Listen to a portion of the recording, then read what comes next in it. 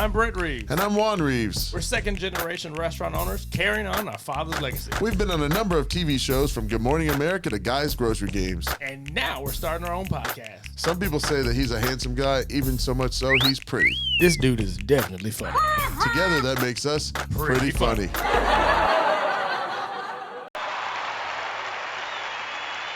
What's up, y'all? Listen, Juan...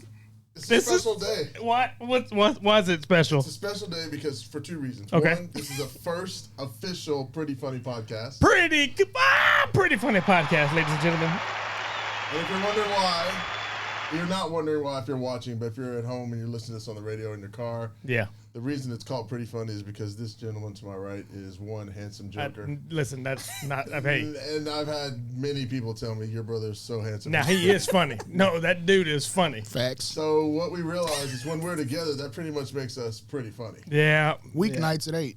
Boom. Done deal. I'm still pushing But that what agenda. makes it super special is we have Okay.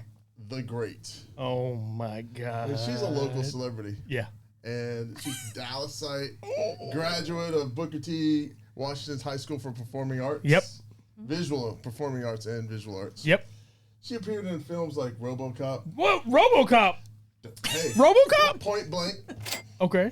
And she's also been on Friday Night Lights. Oh. But in addition, she was the voice of the award-winning CW33 News Mix. Oh, yeah. She won awards on that show. But what's really special is right now, currently, she's on the hottest show on daytime TV in Dallas. It's called Fun on the Run with Yolonda Fun on the Williams. Run with Yolanda Williams. So welcome to the Pretty Funny Podcast, Miss Yolonda Williams, and that credit union voice. Oh, yes. Yolanda! Oh, my God. Thank you for being here. Oh, thank you. Can you just, travel with me everywhere I go and, introduce me every time I walk into a room? That would be, really cool. Done deal. Everybody has theme music. I just need theme dialogue. How about that? We cool. We can do that. Okay. We got no problem with that. And we'll just pass out chopped beef sandwiches along the There way. you go.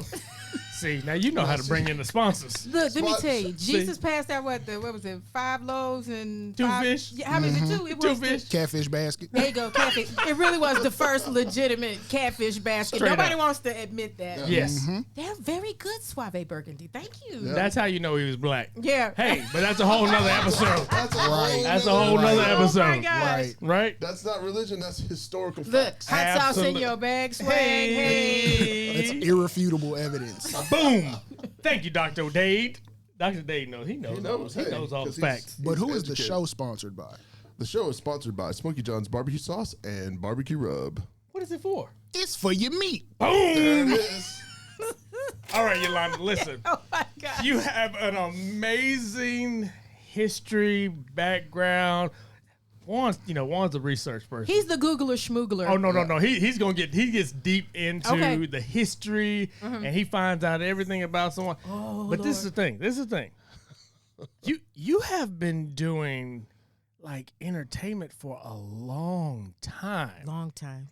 When did the entertainment bug hit you? Oh, wow. So we going back a couple of generations. My grandfather danced in vaudeville. Oh, wow. We didn't know. No, we didn't know Yeah, that. are you serious? I kid you not. My mom and a lot of people really didn't talk about it. Not that they were ashamed of it, but I guess it's just one of those side conversations. Now, don't get me wrong. He was a hardworking man. He worked at a hardware store and he did a lot of things and he went, he fought in the war and everything. Yeah. But there's this really cool picture and I'll have to find it. He did something called the Red Rag Dance and he actually did it I think when he was overseas.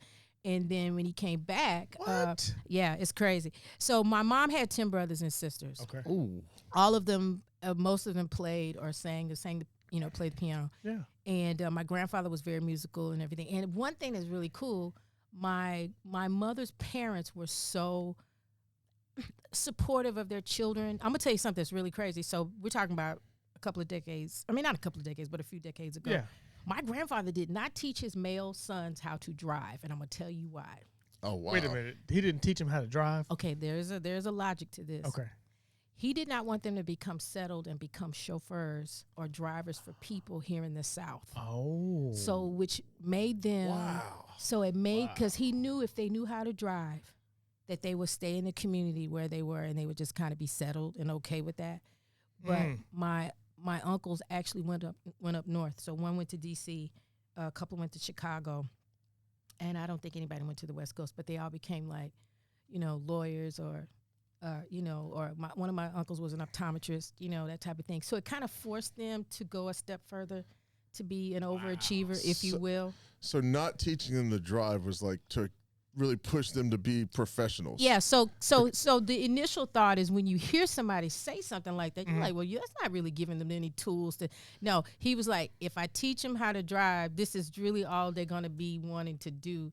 Because it probably was immediate good money at that time. Right. So I've often heard this story, them talk about it at the table, like at Thanksgiving, and I was just like, wow.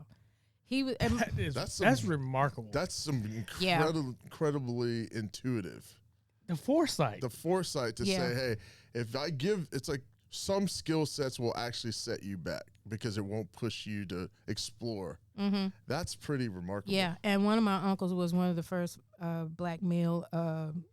He was a colonel in the U.S. Army. Oh, wow. And at that time, it was not, a lot of black colonels in the Army. And then he was a lawyer as well, and he traveled all overseas. I mean, I remember them going to Japan and just bringing us all kinds of cool stuff back, Wow. So this was kind of like, conversations that we had. And like you said, it doesn't seem logical at the time. No. Right. Because people only can see so far in front of them. But he was like, no, if I give this to you, you're going to stay right here. You're not going to ever want to be anything bigger or better than that. And I know, it's crazy. He's and not having his sons drive Miss Daisy. Wow. That right. Wow. And And so even hearing those stories, like how did that hit you? Like just hearing those stories to realize, and it sounds like this is a strong pedigree. Well, Yes. I'll be honest with you. So I recently just told this story to a few people. All of my cousins, not all of them, most of them, work in television or radio industry. And I never had a longing to have my own TV show. I was in a different form of television. I mean, I did film and television, like sitcoms and things like that. I never thought I would ever have my own show or do voiceovers or things like that. So one of my cousins used to be an anchor on CBS Evening News. And another one of my aunts, she actually was at a very popular radio station in New York City called WBLS back in the day. Oh, yeah. And I used to hang around them. And I always talk about being in the atmosphere. And my mom used to always say, watermelons don't fall from apple trees. And I used to didn't know what she meant by that. But what I'm saying to you, I was always in the arena or in the region. And I would be hanging out with my aunt when she would have like a 6 a.m. shift on a radio station. And I would get in a car with her and we'd go downtown. And I would be like sitting, hanging around and I was young. And I would hear her go, okay, next on, she would do voice over like tags, like next on Showtime or next on HBO and things like that. So she made a living as a voiceover type of talent. But it never occurred to me that I would be doing the same thing as they're doing. One of my cousins had a national radio talk show. I was always hanging around them. Yeah. I was in theater. I was in musical theater. So you could say some of that kind of residue kind of rubbed off on me, but to be just like made up my mind and said, God, this is what I'm going to do. That never crossed my mind to be in this where I am right now with the show. Yeah. That's so obviously that means your family had no issue. Your parents were great with you deciding to go to Booker T or entertainment. No. Oh, wait a minute. So let's back up. Wait a minute. No. That's a legacy. No, rewind. So you have to understand. So my mom is the youngest of 10, and my dad he had 10 brothers and sisters too. Okay. So it was a requirement that they all go to HBCU or go to college. My parents had master's degrees in their respective fields. My dad was taught chemistry, biology, and physics, and my mom was a music teacher. Now, to be musically inclined, yes, I could have that type of thing. But to make a living at it, heck no. You almost made me cuss. So So when I told my parents that I was in the 3rd grade, I told my mom, I said, Mom, look, hey, I got this really great idea. I said, I want to go work at Disney. I want to sing and dance and be in the Mickey Mouse Club. True story. I said, by you being a teacher, you could travel on the road with me. You could be my tutor. I said, we could really work this out. Wait a minute. I'm sorry. I hate to interrupt. Did you say 3rd grade? I was in 3rd grade. I told her this. And she looked at me like I was crazy. And she says, no. So I always had a fascination with Mickey Mouse and working at Disney. Right. Fast forward to when I was 36 years old. I actually did finally get a job working at Disney. And then when I finally got my apartment, I moved to Florida. My parents looked at me, you've been working on this idea for a long time. And I was like, yeah. So it's funny how you speak things to existence. Yeah. Oh, yeah. And my mom was just like, no, you're not going to do that. No, you're going to go to school. Wow. So I always say this. I don't want to say, I'm sure they wanted me to finish college and do all that. Yeah. But honestly, I was bored to death. I tell people, when you have teachers as parents, everything, it was like a National Geographic special at my house every day. We couldn't watch I Love Lucy. I couldn't watch Little Rascals. My mom always has us doing something constructive, like crossword puzzles and mosaic tiles. And I was like, Jesus Lord. And look, and on Saturday morning, she would be practicing her music for church. It was a battle between James Cleveland and Bugs Bunny. And I was like, okay, so I'm going to have to give here. Right. Like, it's Swami laughing. Sounds like James won. Yeah, James Cleveland won. And Bugs, and I'm sorry, like Elmer Fudd said, too whittle, too wait. Two was just, no. So was there a point where they're like, okay, you're good at this. This is your calling. I'm going to tell you exactly that moment.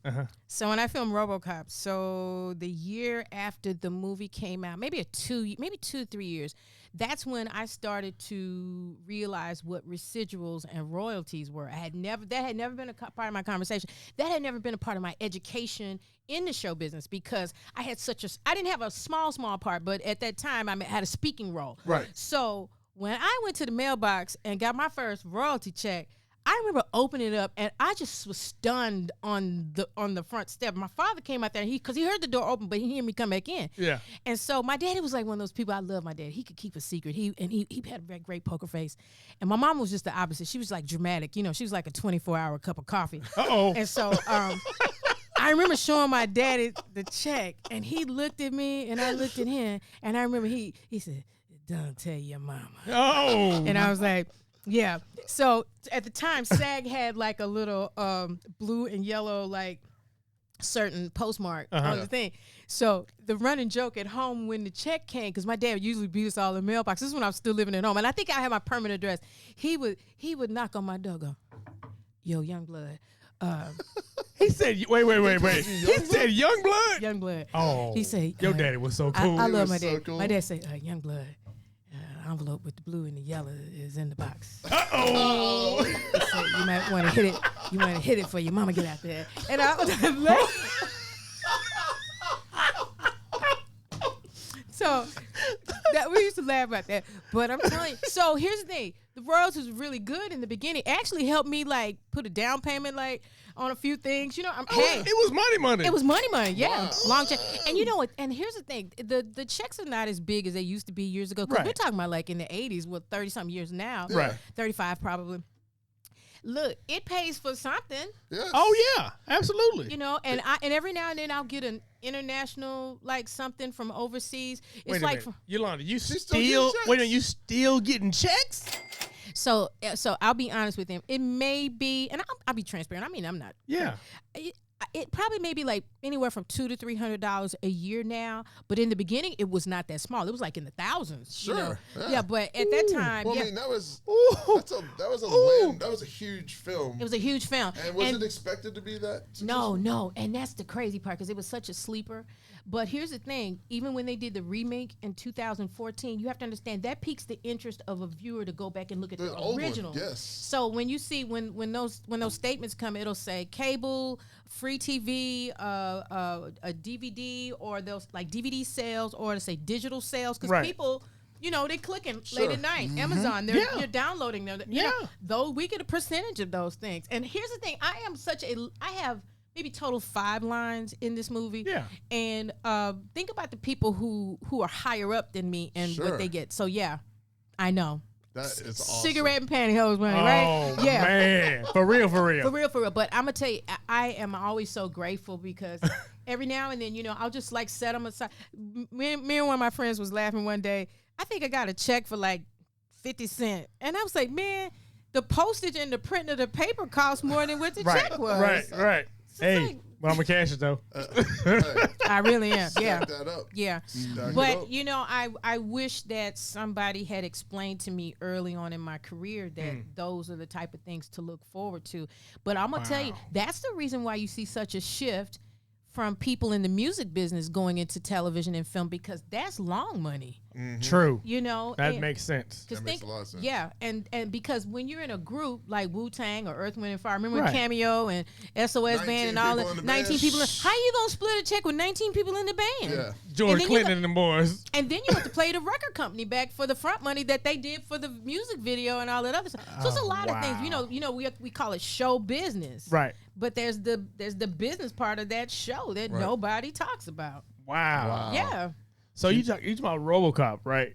Like, so just so you know, like to this day, one of our catchphrases to each other is, "I'll buy that for $1." I know, right? Yes. I mean, that was a big movie for us. And And then when we figured out watching it that it was shot in Dallas, so that was even cooler. It's like, oh, that's Reunion Arena. That's what is Region. High Regency, right? So it's like it was always that was a big movie for us. So let me tell you, I am friends with the people who do the ballistics and all the handling of all the guns and the artillery and everything in the movie. Wow. Randy Fife. I just interviewed him a few months back.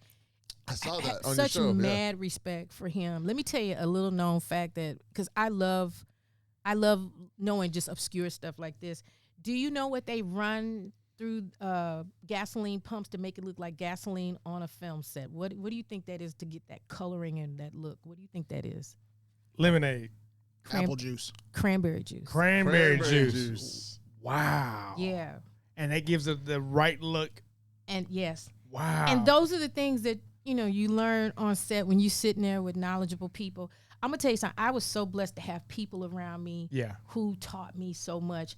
Robert Doe-Key, I'm going to tell you who Robert Doe-Key is. You need to Google him on IMDb. Robert Doe-Key was TJ. Remember Florence's boyfriend that spent the night and Mr. Jefferson got mad? Remember? And he kicked him out and hit on Mr. Jefferson's robe? I actually do. So that actor's name is Robert Doe-Key. Okay. And Robert Doe-Key, he's passed on, but he was in the movie with me. And he, by me being a young black kid on set, I was probably the only black female lead in the movie. Yeah. And he told me, he said, little sister, what I want you to start doing is the nights that you're not shooting, you need to be on set so you can learn. And which was so true. Because he said, you need to be acclimated with the terminology. So when they say things to you, they won't look like you're speaking Japanese to you. So so like terms like back to one, all right, check the gate, things like that. And so I would come on nights and I would get permission from the producer, and I would sit like where the sound guys were. And at that time, I used to have a Walkman. And the Walkmans, they had radios on them. I don't know if you had the radio on the Walkman. Oh, yeah. And I would turn mine all the way down to the AM dial, and I would be on the same frequency as the sound people. So everybody, you were the eavesdropping. And they taught me how to do that. So I was learning everything on set and I'm an electronic junkie anyway. My God. And I was loving it. And look, I probably paid $200 for that Walkman and dropped it 3 times on the dart bus, but I was putting it back. It was like a JVC little Walkman. Not on the dart bus though. It was bad. It was bad. Like, I was riding dart before it was dart, you know. Yeah. But I learned. I would sit there and I would listen and just watch. And the sound guy, swore me to secrecy. Yolanda, don't tell anybody I told you I do this. He said, but I want you to be able to learn.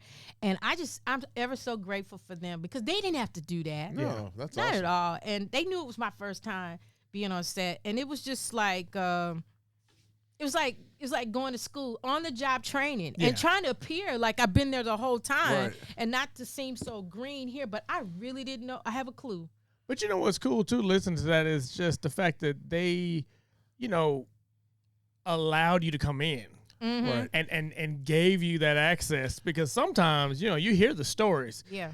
I ain't showing you nothing. Exactly. Because people, that is so true, because people always think if I share my knowledge with you, then you'll become my competition. Exactly. And that is not what it is. No. Not at all. Let me tell you, there's a little young guy I just met the other day in one of my classes. He, he's 10. His name is Philip.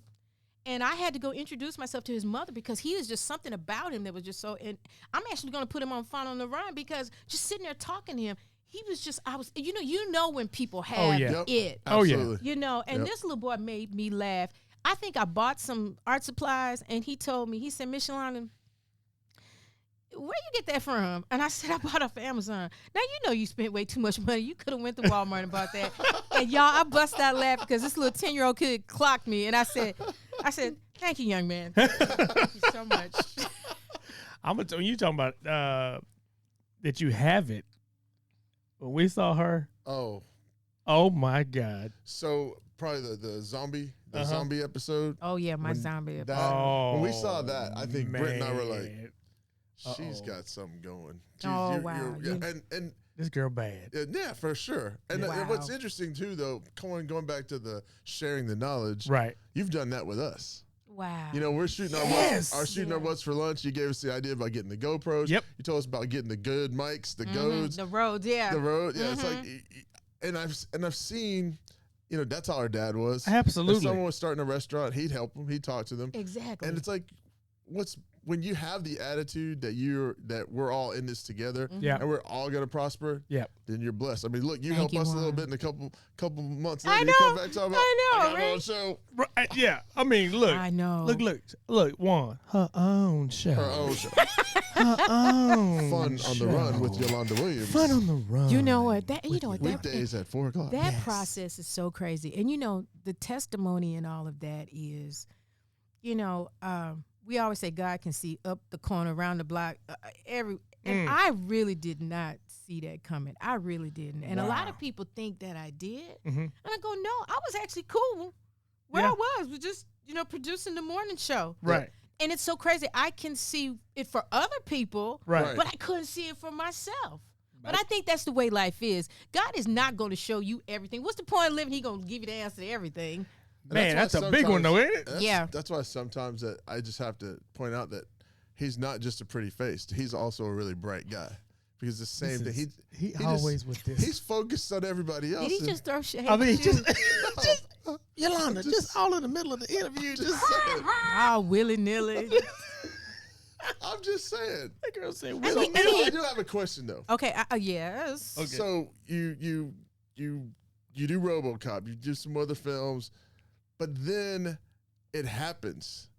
How did the Disney thing come about? You spoke it, but then how do you end up dancing and singing at Disney? Okay, so true story, verbatim, and y'all may fall out the chair laughing. Are we ready right now? So my friend Liz, brace myself. My friend Liz, who I have sung and danced with in many a show, I'm at home watching Judge Mathis eat some donuts. This is a true story. I'm on my couch, and she goes, "Yo, Disney's in town today over at Salmon's. This was like this was in the year 2000. Oh, wow. She said, no, it might have been 2000. No, it was 2001. She says, yo, you need to go audition for them. I said, well, what am I going to do? Right. She said, girl, just go, pick something. She said, they don't come to town often. You need to go do it. Yeah. And so because she said to do it, that's my best friend. I said, okay, fine, I will.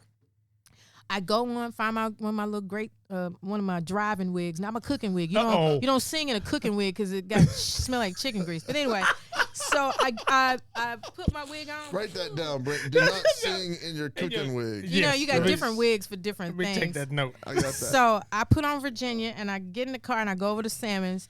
And I'm, as a singer, I always got music, like 8 bars. I said, I'm going to sing something from... Oh, wow. I'm going to sing them from Smokey Joe's Cafe. That was the name of the show. Yeah. Oh, wow. So, so I'm singing this song, and I walk in, and it's like a long table of overseas casting people. They're from Japan. Mm-hmm. And so they didn't speak English. Some of them did, but they had a spokesperson. Excuse me. So I sang, and I turned, and they didn't say anything. I was like, okay, that went. So I'm turning to walk out. And then another lady on the end, she goes, wait. She says, hold up. She said, Yolanda, I want you to sing that again, but I want to put you on tape. And I said, okay, sure. Right. So I sing again, put me on tape. And I was like, okay, fine. About 2 weeks later, I'm sitting at home, chilling. Donuts, Judge Mathis. Not this time. Okay. Thank you, Juan, for the continuity. I appreciate it. And I look at the caller ID. It says Walt Disney World. I froze. Oh. And I looked at that and I was like, wait a minute. Okay. So I pick up the phone and you go, hello. Uh-huh. And it Credit was in Russ your voice. I know, right? And it was Russ Jordan. Russ Jordan was the most feared man at Disney because he was in casting. I never forget he had red hair. He introduced himself. He says, Yolanda, my name is Russ Jordan. He says, I am casting director for Walt Disney World Worldwide. He said, I saw your videotape of you singing. He said, I think there's a really great group that you could be a part of here. He says, I'd like to fly you in for a callback here at Epcot. Boy. And I said, okay. Deal. So at the time, I didn't have a dog, cat, boyfriend, nothing. I was like, okay. And I took the chance and I flew down there. I get there. The Disney people pick me up at the airport. They take me to property. True story. I'm in the bathroom washing my hands. And because I just, got off the shuttle. Yeah. There's a lady that walks out of one of the stalls and she looks over and she says, "You're Yolanda, aren't you?" Wait a minute. Wait a minute. Out the stall? Out the stall. And I look at her and I go, this is freaking me out. I'm like, okay, I don't know this lady. I'm not even from Florida. And I said, "Yes, ma'am." She says, "Hi." She says, I'm gonna be playing for you today. I'm your accompanist. And I said, okay. She says, come on upstairs. Let's go over your music before everybody gets there. And then that way you can kind of get acclimated. I said, okay. So I drop my hands. I go upstairs. So she goes through all my music.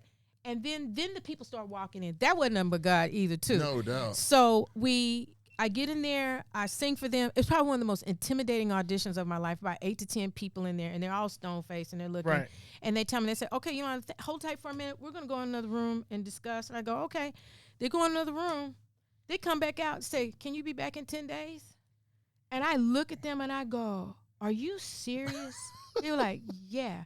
You didn't even did you have a feel for how it was going? No, or? Not at all. Now looking back, can you say honestly that you killed it? You know what? I think I did well, but I don't think I killed it because once I got back and I started being in those rehearsals with people who were 10 times a little bit more talented. But I've never been in a room with that many talented, incredible people in my life. Wow. It makes you want to come up on your game. It's like really crazy. And I just recently on my show about 3 weeks ago, I interviewed my show director at Disney, who actually was my radio. Wow. And so his name is Deke Sharon, and he is the vocal arranger for all of this. What's these movies? Pitch Perfect movies? All the acapella movies. Oh, wow. That's his job. That's what he does. Wow. And I started out with him at Disney. Wow. So he's still with Disney or is that? No, yeah, he's still with Disney in a way, but not at the park. But I tell you, he was responsible for us singing for Julie Andrews and Mickey Rooney when they were on property and Michael Eisner, folk like that. Wait a minute. Did you meet all of these people? I sang for them. Are you serious? I kid you not. And I'm telling you. Mickey Rooney? Julie Andrews. That's like Disney royalty in a way. Absolutely. But in a way, that is totally Disney royalty. Let me tell you, we worked hard. 6 shows a day, at Monday through Friday. 6 shows a day? 6 shows a day. So we're talking about a 15-minute set, but like at every hour on the hour at Epcot. But, you're in an a cappella group. You're singing in a rotunda. The sound goes up, come down. So you don't sing with a microphone. Right. So after a while, you start to do the math. You go, okay, I ain't going to have no voice in about a few years. Let me back up from this. Right. But the experience that and the being around that many people I'm still friends with to this day, just amazing folk. Like Titus Burgess. Titus used to sing at Animal Kingdom. He sang at my friend Robert's wedding. I mean, we're like all friends. I mean, yeah. So it's just really cool to see people. What's it say? They started from the bottom. Now we're here. Yeah. Yes. But yes. It's the most valuable information that I've ever learned that really applies to me and what I'm doing. It's all about pre-production. Yeah. Like, say, for instance, holding on to my temperament when something goes wrong and I'm sitting there trying to figure out what to do. Like, say, for instance, right now, we used to sing in a 8-voice group, and a guy be on the upright bass. He gives a tone. That's the pitch. Everybody's going to start on pitch. Well, I'm holding that note in my head. Here comes somebody on one of them little things. D. And change the whole pitch. And I'm like, okay, that ain't the note. And then I'm looking at the guy. I'm like, okay, can you give me that note again? I can't say it. And I'm leaning in. And then he gives me the pitch. So it teaches you how to be focused as a musician. And it's funny because I am a musician first, and I base everything that I do on music. Really? Yeah. Now that's crazy. That's wild. It's got to have an intro. It's got to have a bridge. It's got to have a close. It's got it's the tempo's got to be, even in the dialogue. like even when we do video packages, if the music isn't underneath that thread of that music isn't right, it doesn't match the footage, then I gotta fix it. Right. See, Dr. Dave know about this. I mean, this brother here has had some amazing songs. I think you got you got one of those tight joints with Bum B. I mean, woo! There's an experience or two on my resume. Nothing like my auntie though. Auntie Auntie has been a whole flex this whole episode. Right, it's just straight up, right? Yeah. Wow. So, Mickey Rooney. So for Black History Month, we are focusing on local media, specifically some of the Black media. Because I want to bring this back to what you just shared, but right. Do you remember? Is there anybody that influenced you, like that was in the media as you were growing up, like from that? Because answer that part first. You know what? Growing up in this city, I would say Iola Johnson. Gotta be. Yep. Gotta be. Because there really wasn't a whole, her and Clarice Tinsley were like the first. Iola was the first. Black female anchors on a networks, that I remember. Excuse me. And I remember when my cousin worked at Channel 8 here in Dallas. I met Iola when I was a kid. Oh, wow. I did meet her. She was very pleasant, really kind. Yeah. I also understand now people in that position, they have a buffer kind of around them. It's like a protective coating between them and the public. And I get that now, that you just can't give everybody all of yourself. Access. Yes. Exactly. We all sitting in the mezzanine and some people in the VIP section, But I understand it. But she wasn't, I don't want to misrepresent Iola. She wasn't exactly like familiar, but you shouldn't expect her to be that way, because she really didn't know me, but she was kind. Right. And, but it was really brief. But now that I am in that position now, I understand. Right. You guys say something for yourself. Absolutely. Got to. Yeah. Was it did it inspire you at all, like being able to see Iola on television? Because we've talked to some other, female African Americans that just seeing Iola, period. Yeah. Just on the news. And I'm going to tell you, it's because you see them every day. They're local. See. They're reachable. Yeah. They're attainable. Yeah. And it's some about that. We have a little bit more admiration and reverence for them than we do somebody who's like a celebrity. Right. I don't know what that is about it, but I think it's because we see them every day. Yeah. And we're having a conversation with them, Right. So it's a little different. It rubs a little different. I think what happens too is because they're local, they're talking about places you know about, places you've been, things that are familiar already to you, and so it's almost like you've had a shared experience more so than with someone who's like on the national media. So I think we have that experience with you. Oh, absolutely. So when we were kids, Iola used to hang at Dad's club. Oh, so yeah. I feel like as a young child, I may have seen her in a more relaxed environment. She wouldn't know me if I didn't say, "Hey, I'm Smokey's son." But but I remember seeing her and Clarice. And a lot of Clarice was gorgeous. I was in love with Clarice. I was like Clarice Tinsley. I'm watching the news. I don't even know what they talking about. Yolanda, I'd be like this. My mom be like, "Why you always on? Come in when the news is on. I'm on time too. I'm sitting." This my show. Clarice. You don't want to watch Fat Albert? Right. You don't want to watch? No, but not interested. Do you remember how we used to do it? Well, because we watched mostly Channel 8. Oh yeah. Yeah. But we would turn over and watch Clarice right before Carol Burnett came. Yes, we did. Yes, we did. We were big Carol Burnett fans. Oh, I'm big Carol Burnett fan. Oh, trust me. Oh yeah. So we're gonna if you turn on right at the right time, you can catch a little bit of Clarice. That's right. As you lead into Carol Burnett. Hey, and so that was kind of our deal there because we're always been into comedy. And Carol Burnett I would say Carol Burnett and Lucille Ball are like my two favorites. Let me tell you, comedy and karate movies are my favorite, and nobody knows. I just do hashtag karate and comedy. Karate and comedy. Nobody, and when they're both together. We need to make that a segment. So what's your favorite karate? Mine is Black Belt Jones. Wow. Oh, wow. Into the Dragon. Oh, my God. Black Belt Jones is like my favorite movie. Y'all ain't seen it when they're at the funeral and they doing the karate moves around the casket. Oh, yeah. Y'all ain't seen that? What are you talking about? Come on. My other favorite movie, Willie Dynamite. Willie Dynamite. He coming down the stairs. Man, come on. Roscoe Orman has the best testimony. Roscoe Orman was a Shakespearean actor. Like him and... what's my other boy that was Blackula? It'll come to me anyway. Yeah. But anyway, yeah, and he stays in a black exploitation movie 1 year, then he becomes Gordon on Sesame Street for the next. Bad man. Come on, that's a bad man. That's a good transition. You got a good agent. You know what? We know this black exploitation film thing is really working out for you, but we have something better over here. It's going to last for 35 or 40 years. And you're going to be spelling and counting. Sign me up. Come straight off the track, right to Sesame Street. Let's get these times tables. I know, right? Timetable.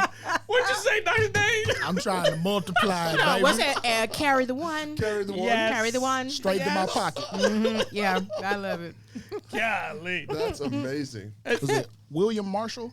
William Marshall. Yes. That's my boy. Yes. He has some of the best dialogue because and you talking about really straight up credit union voice. It's a British credit union voice. Oh, wow. And he's talking to that. He says, brother. He's supposed to be Blackula. You know, he's the black Dracula. Right. Brother. You have to watch that whole dialogue on it. I don't want to give it away.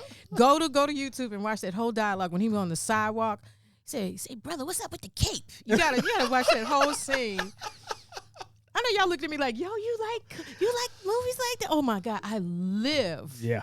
For those. Awesome. That's great. That's some great film. It really is. We used to spend some Saturdays on, I think it was Channel 11 back Oh, then with yeah. the karate movies. Oh, every Saturday morning. Man, Godzilla movies, oh my gosh. Yeah, we killed I them. love it because, technology hadn't quite gotten right then. So the karate chop, the leg can go up, but the sound effect can be after.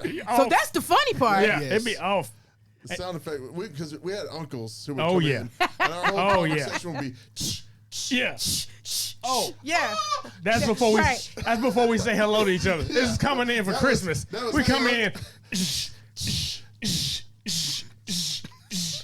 It takes like 10 minutes. And see, I get kind of culturally lonely because I don't have any girlfriends that I hang out with that do that kind of stuff. I'm hanging out with my boy cousins and we're doing it. I'm totally like me and my friend Patrick at work, we always quote lines from Willie Dynamite and nobody Patrick is hilarious. Oh my God. When he comes down, when they rough him up, at the police rough him up, we go, this is lamb. So you got to understand, this is about a 30-year-old straight up white dude. Yes. From Georgia. From Georgia. That loves black exploitation films. It is hilarious. Patrick cracks me up when he quotes Shelley Winters in Black Mama, White Mama. No. That makes me laugh. No. Oh, my God. I am over at my desk with tears in my eyes, buckled over in my chair. I'm like, dude, you're making me, I got work to do. But that's my boy. We need Patrick here today. We got to get Patrick sometime. Absolutely. Next Wait a minute. Next time you come back, we'll have to get Patrick. Let me tell you, when Tommy Davidson came to the station, he started quoting. Flex. See? He started quoting a whole thing that Tommy Davidson, and they were like, it was crazy. It was just like, I was speechless. But I hear Tommy Davidson gives it back to you. Oh, like I hear yes, they were like this. Yeah. So I hear he's like absolutely phenomenal. Just, he really is. I'm like, tell you, this was many years ago. Back, I used to do Hoop It Up, and I was at a comedy club with some guys, and we'd done an event in Huntington Beach. We're up in L.A. Flex. Went to the comedy club with my boys. There's like 4 of us, and because one of their college friends was going to be on amateur night, and so then they said, well, we're gonna amateur night. We're not gonna finish tonight. So if you're whatever, we're closing down. So we're like, we had gone to see this guy, so we're leaving, and I don't know this woman. You may know the actress's name. She was she was on A Different World. She wasn't a main character, but she was kind of like. She was kind of tall, and she was kind of flighty. I'm trying to remember who that was. I can't remember. If he said her name, I'd know it. But so, of course, we're leaving, and she like gets up. She's like, "Hey, where y'all going?" We're like, not like Cree Summer. No, not Cree Oh, Summer. okay. She wasn't like, wait a minute. She wasn't the main character, but she was a regular. Okay. In the crowd of the kids. If I saw a picture, I'd tell you. Right. Okay. So we're leaving, and she's like, "Where y'all going?" And I'm like 22, 23, so I'm like, "You're talking to me?" Right. Are you so funny? I saw you in a different world. Right. And you didn't go to Bishop Dunn, so that's what I'm thinking. No. Right. But she said, "Hey, Tommy Davidson's coming on. Y'all might want to stay." So we were like, we had already, like, a couple of us had left the club. I think I know what you're talking about. And they were like, "Hey, can you can you let us back in? And then whatever, we told them we were with her. And so they let us back in. Oh, wow. And we saw his set. And keep in mind, I know Tommy Davidson at that point from Living Color. And I thought he was funny, as a goofy guy. His stand-up was outstanding. Hilarious. Oh, yeah. I was so shocked. It was one of the best nights we had, because I think that later that night we saw Flavor Flav at Prince's Club. Oh, y'all had a good night. That was a good night, brother. Big night. But yes, but it was one. I was shocked. I didn't anticipate it. I didn't expect it. But it was just total sidetrack. But that was a talented group of people. Oh my God! Living Color. Oh yeah. Oh yeah. AJ Sanders. Yeah, that's her. That's her, because she's from here. I know you're talking. I actually know you're talking about. Yeah. She's from here. We were just talking about this the other day. There was a screenshot where Jim Carrey was on Twitter, and he talks about how Living Color gave him his first shot because he had been turned down by other people, to be a comedian on TV, and how the Wayans family and all of them gave him his first shot. Right. We were talking about me and Patrick were just talking about his memorable characters like Fire Marshal Bill, Venus de Milo, or somebody like oh man. My God. Oh. Let me show you something. I know. Why is it there with the stuff in the 90s? We could just this rare, obscure stuff. We can just spit out. All of us. All of us can do it. Yes. Yeah. On command. On command. That's true. It was, but I mean, those guys really, they were they shaped culture. They did for multiple generations and multiple ethnicities. Yes. Because everybody watched Living Color. Exactly. And let me tell you, to this day, if I'm doing something I can't, if I go, damn it, Gina, that's what I say. Yeah. I can't help it, So let me ask you a question. So, because it's interesting, just the impact of that whole cast, that whole Living Color cast, black, Wayne, yes, black owned. Yep. I mean, they own the production company, all of that. They wrote almost everything. Just knowing the impact that they had on culture, for you being an African American woman in media, does that carry for you a certain weight? Do you feel that there's a certain responsibility? Yes, I do. Yeah. Yes, I do. How do you deal with that? Well, I tell you what, you have to set the tone, and you have to set it the right way. Because here's the thing, people always, I was talking about that buffer being around you. Right. I always want to make sure I'm inclusive to everything and everybody, because everybody has a television. Oh, yeah. And also everybody has a television remote. Yes. Good answer. That's a strong statement, Yolanda. And you have the option, whether if that content is not engaging, you have the option to turn it on or off. That's right. So I will say this, as for myself and for my own personal experiences, I just did a story the other day. I met a TV evangelist and his wife, very powerful TV family, evangelist family here in the city, and I knew who they were. I just didn't connect the dots. And the wife walked up to me and she said, Yolanda, I watch CW33. I like what you guys are doing in the community. And she said, do you go to church? And here I'm trying to scramble. I said, well, I go online. I watch online. Or as my mom said, I go to Bedside Baptist. Yes, hallelujah. Reverend Pillar the pastor on the corner of the Spring and Mattress. Yes, Jesus. Yes. But couch ministry. And I was trying to really clean it up. Right. But it taught me that people are watching me that I don't know who's watching me. I have no control of that. Oh yeah, absolutely. All kinds of demographics too. When I'm okay, this is a true story here. I'm in Tom Thumb one night. This is when I was on my old show at CW33. Man walks up to me. I know who you are, little lady. And I stop and I go, hello, how you doing? He says, I watch you. And that was, I don't know. He says, I watch you all the time. You're Yolanda. Oh. I said, yeah. He says, I want to invite you to my gun show. And so I stopped and I said, okay, sure. I would love to come to your gun show. But I tell you what it taught me. What's that? I have no idea who my audience is.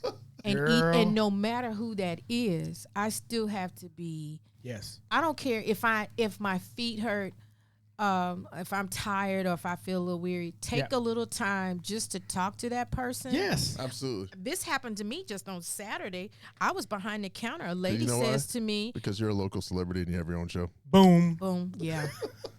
This lady told me, she said, I know who you are. Y'all, I was looking toe up from the flow up. I hadn't even drawn in my eyebrows yet. You know? And sometimes they can look, early. But no, it was real early. Oh. And I might had a little coverage here, and I had my hat on. Yeah. I wasn't dressed the greatest. But anyhow. It's okay. And You're so still beautiful. she recognized me, and I said, and so it was another black woman. I said, how'd you recognize me? She said, when you open up your mouth to talk, she said, I recognize your voice. Oh. And then she said, you're not going to believe this. She said, I had just been watching you. And she said, my husband and I just moved here from Houston.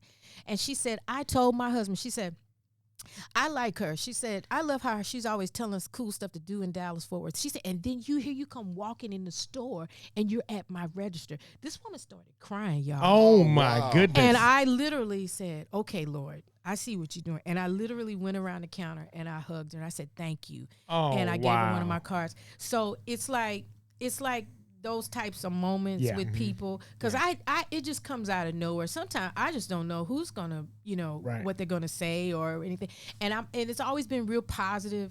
And even the lady who was the evangelist, she was the wife of the evangelist, and she was like, Yolonda, she said, I like how you talk to people and how you're friendly with people. And I was like, wow, thank you. So that's like a nice little feather in the cap, and it's like a nice reminder that, even though I may be a little tired and hungry and I got to go to the bathroom, I'm ready to go, you know what I mean? But I still need to take time to be nice to people, because those are viewers. Yeah. Those are, that's how, when we pay our Atmos gas bill. That's how you got to do it. That's why we get Smucker's jelly on my toast. And I like Schmuckers. I like eggs. I'm thinking about starting me a chicken farm. Hey, wait them egg prices are going right now. What? Jesus. Oh my God. I've just been introduced to the egg issue. I just bought some eggs yesterday. I bought some eggs yesterday too. No, I'm just kidding. I put some eggs on layaway, so You just took 2 home and come back and get the other 10 later. I'm gonna give y'all $4 down right now on my eggs. On my brown eggs, yes. On my browned eggs. Hey, don't knock the brown eggs. So you got your own show? Yep. Yes. I mean, like, seriously. Mm-hmm.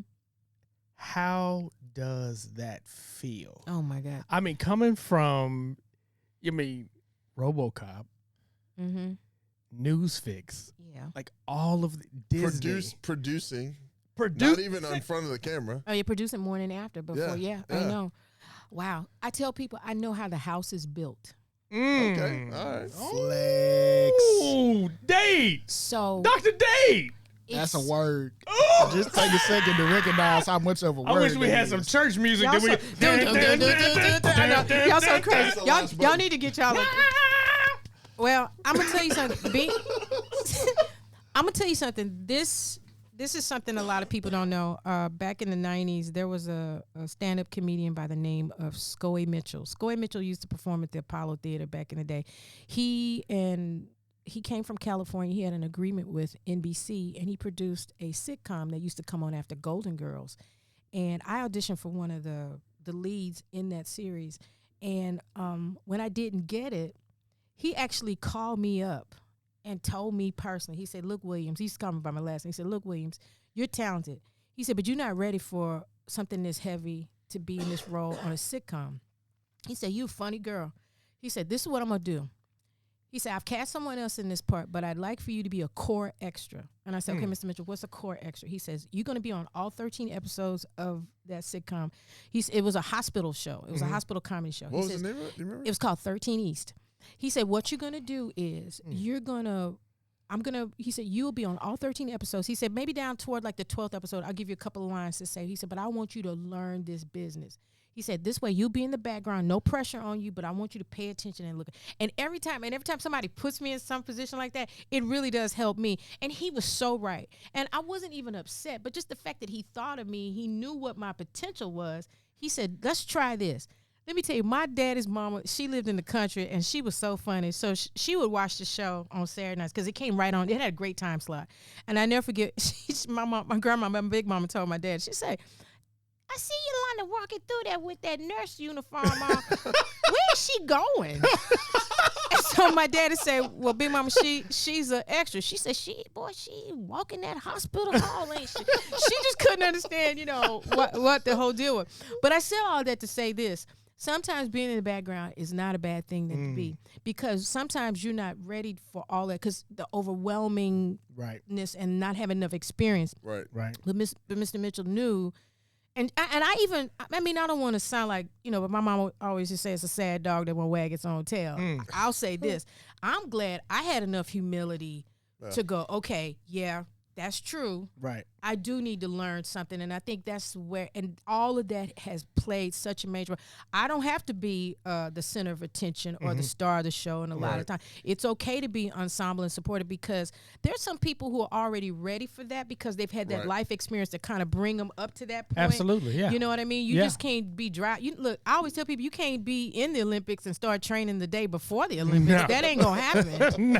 No. So all of the years of me being in the business, being in the background, watching and listening, I appreciate all those times because that was preparation for this. And so when I talk to people, I tell, like, there are people who are nervous when they're on camera with me. I said, look, we're just having a conversation. The camera just happens to be rolling. Right. A lot of people don't even know, and Suave knows this later. The day we did the holiday parade, I was sick as a dog that day. And we're talking about an hour and a half being on camera. Oh, wow. And I was praying to God that day. And people say, yo, you look good. I said, you have no idea. I think that morning I only had like a cup of ginger ale and a couple of crackers, and I was just sick. And I really thought that it was something else, but I later found out I was on some medication that I was having a really big reaction to. It was wearing me out.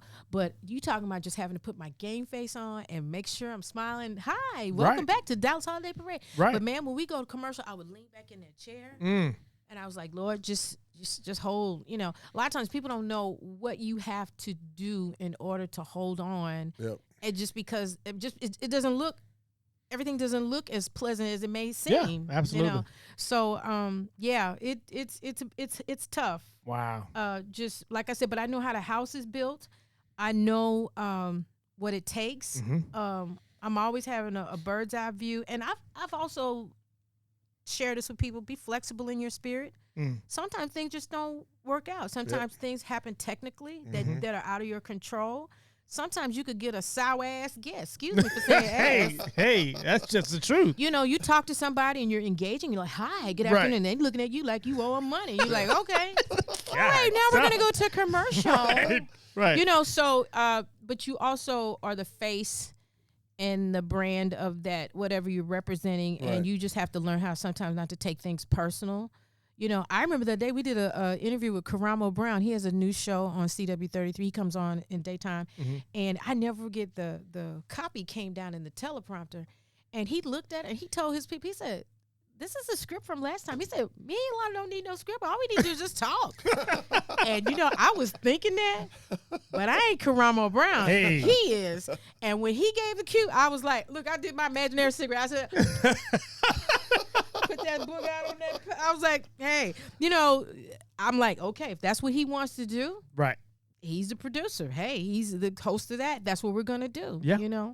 I'm just learning how to appreciate, not respond to every barking dog. It has to pass through. That's just a good nugget. It's just so much you game. just dropping nuggets this is left and right. Where someone's gonna go back and listen to this over. And Oh over yes, just sir. to get her one-liners. Let me just alone. And I'm gonna tell you the other three things before you speak. Is it kind? Is it necessary?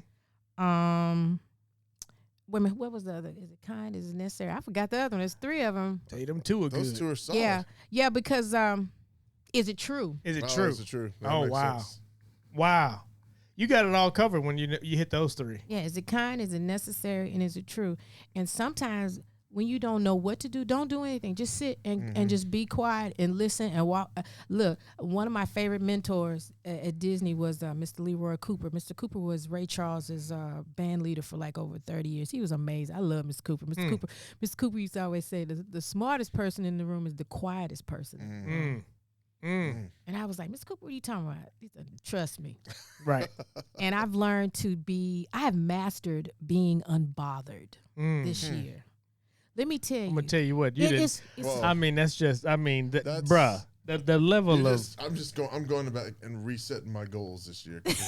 One of them is I need to master being unbothered. There's so much seasoning and flavor being dropped around here. Oh, wow. That's wow. And did you taste it? I mean, it was tasty. It's fantastic. That was scrumptious. Master the feeling of being unbothered. You know what else is really something that I want you guys to really know, and I think I'm gonna. The names will be changed here to protect the innocent. You know, I always say the last shall be first and the first shall be last. And you can tell a lot by people how they treat people. Sure.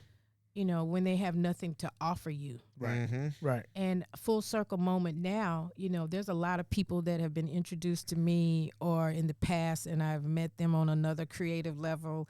And now that the show is happening, somehow folk are trying to get in the mix of everything. Killing it. And it's not that, you know, you can forgive people, but I think you need to roll that archival footage back and go, okay, so do you remember? Yeah. And that's when you use credit union voice. Oh yeah. And to me, it's so telling about, you know, like, say for instance, when you get to be a certain age, you don't have to be everywhere and doing everything with everybody. You know, 9 o'clock is the new midnight at my house. Yes, Lord. And that is just my thing. And I remember when my friends, Kevin Moore, told me, Kevin Moore is a blues guitarist, great guy. He's written theme music for Martha Stewart's show. And one time me and Kevin were hanging out, and it was weird. Somebody called him and said, hey, Kevin, we're going to be doing something in London at this castle, and we'd like for you to come over and do this workshop. And I never forget, Kevin told me, he says, oh, thank you so much. I would love to attend the castle event, but however, I'm not going to be able to make it.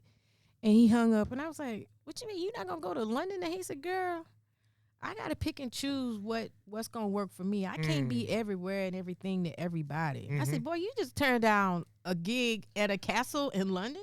He said, pretty much. Yes. Yeah, pretty much. I was like, okay, note to self, you know.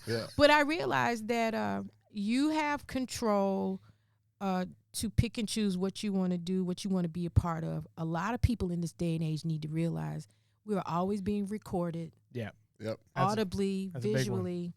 And you have to always be mindful of that. And just know that I realized the other day when I started making mistakes on camera that I shouldn't use an expletive. You know, like, you know, I have control of what comes out of my mouth.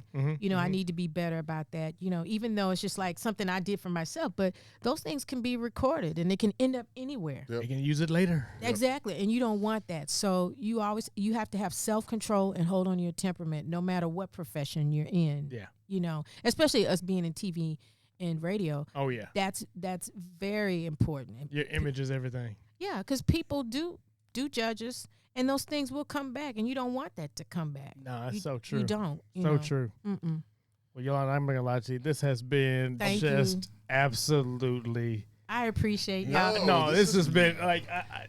We knew this was going to be fun. We already knew that. We always get along well. We already be good, but I think the wisdom that you've brought to this discussion and just everything that you shared, it's going to be meaningful to a lot of people. Oh, man. And you know, and that's the reason why I shared those things with you guys. Yes. Because I want everybody to win. Yeah.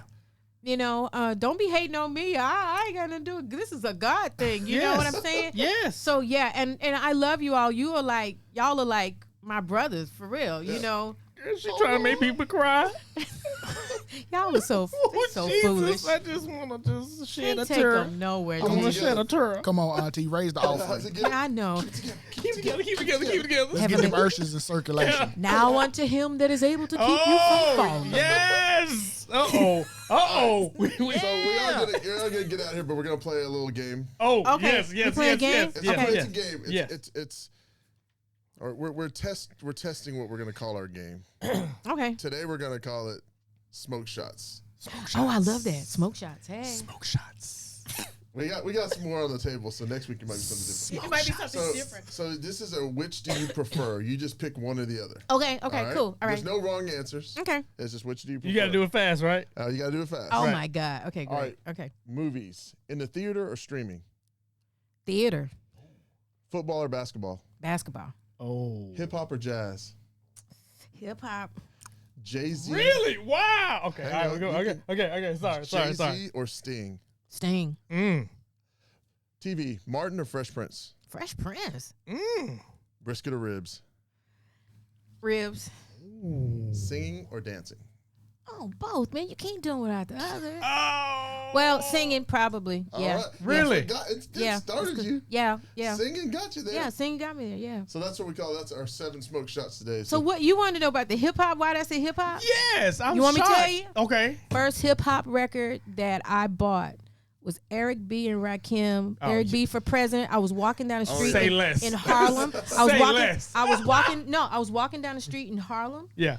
And it was on it was like the 12-inch record, the Zomba, and I walked past a record store and they were blasting it out the door. My aunt lived at 155th and Edgecombe in Harlem. I'm going to tell you, she worked at WBLS in New York. Oh, yeah. And I walked past and I walked back. I say, who is that? Yep. And I went in there and bought 3 copies. I bought one for my brother, one for my sister, and one for myself. I remember that. It was either Eric B. for president or Eric My Melody. It was like they were on the A and B side. They would flip. Either one, just legendary. Oh my God. Oh, girl, don't do that because we've been in this. So what we need you to do though, we just need you to do your mic check on the way out. Oh, Mike. Oh, you want me to do my? Yes. Microphone check 1 2 1 2. Numero uno. Ace in the place. Yo, I rock the mic with a pretty face. I'm not conceited. I'm just convinced. Okay. Enough. Oh man, bro, this was fiery. Fiery. We got to do this again. I don't know. I don't know if it's gonna be as good as this. Super high bars. Oh, bro, super high. Y'all, listen. This has been the first episode of Pretty Funny. Thank you, Yolanda, for being so freaking amazing as you always are. Thank you guys for love y'all. listening wherever you are. For watching wherever you are. Watching wherever you are. Because you know they're trying to watch because we got 2 of you today. We got Pretty B. Revis and Pretty Yo. Oh my gosh. Yes. Do we have the same makeup artist? No. I'm just... Wow. See, this is stuff I deal with all the time. That's hard. Being pretty ain't easy. Listen, y'all. It's not easy. Thank y'all so much for being here. And remember, Juan, what should they always remember? Whatever you do, don't stop till you get enough. However, should you find that you've had your fill, we recommend back up off of it. Shut it down. Oh my God. Keep it moving. Cut it out. Let it breathe. Don't do it no more. All right, y'all. Peace out. We'll see you next time. Say goodnight to mama. Good night, mama. The proceeding has been brought to you by Smokey John's Barbecue Sauce and Barbecue Rub. It's for your meat.